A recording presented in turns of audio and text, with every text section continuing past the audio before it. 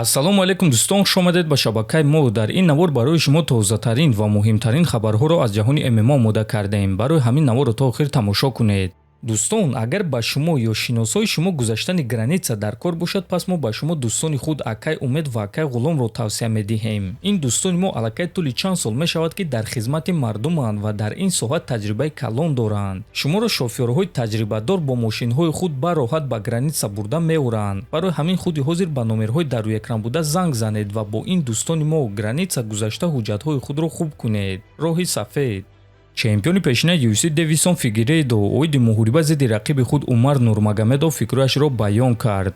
ҳама медонанд ки Умар гӯштини сахт дорад, аммо ӯро муҳориба зидди чемпиони пешина интизор аст ва як зарбаи ман ҳамаи чизро тағйир дода метавонад. Метавонед ба ман бовар кунед, ман муҳорибаи беҳтарин нишон медиҳам. ҳадафи ман ғалаба бо тариқи нокаут ё ин ки сабмишен аст. ман аз ӯ дида зиёдтар муҳориба гузаронидагиам. ман худро аз текдаунҳои ӯ ҳимоя карда ба ӯ зарбаҳои вазнин мезанам. мо медонем ки вақте ӯ рақибро ба замин афтонида наметавонад, пас ба монанди дигар ҷангуварон аз Русия худро гум мекунад. Лекин ҳатто агар ки ӯ маро ба замин афтонад, ман дар он ҷо фаъолона кор карда ба ӯ ҳамла мекунам. ҷуҷитсуи ман ҳозир дар сатҳи хеле баланд аст, гуфтааст Фигейредо. хотиррасон мекунем ки муҳориба байни Девисон Фигейредо ва Умар Нурмагомедов аллакай шаби 24 ба 25 январ дар турнири UFC 324 баргузор мегардад. тобовии ҷангори вазни сабук UFC Педи Пимблейд гуфт ки барои чӣ ӯ ва Гейҷи барои камарбанди муваққатӣ меҷанганд.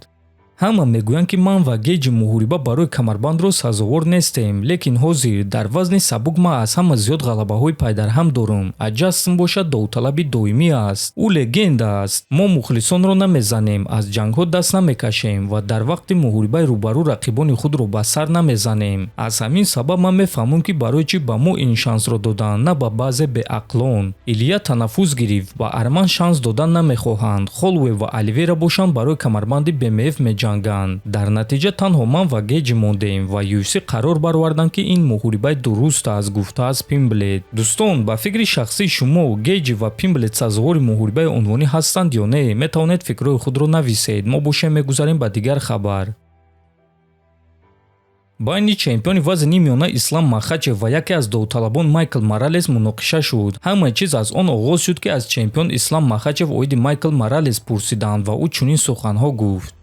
чанд рӯз пеш мо дидем ки Моралес бебохт нест, лекин имрӯз ӯ боз бебохт аст. фикр мекунем ки ӯ низ рақиби хуб шуда метавонад. хеле хуб рафта истодааст ва боз ӯ рекорди бебохти худро барқарор карда тавонист. ростӣ ман намедонам ки онҳо ин корро чӣ гуна карданд. ман муҳорибаи ӯро дидам ки чӣ гуна дар октагон ӯро нафасгир карданд ва баъд эълон карданд ки ин муҳорибаи намоишӣ буд. аз ҳамин сабаб ӯро боз як маротибаи дигар нафасгир карданд дар кор ва ин дафъа дар муҳорибаи воқеӣ, гуфтааст Махачев. ва Моралес дар ин суханҳои Ислам ҷавоб дода чунин суханҳо навишт.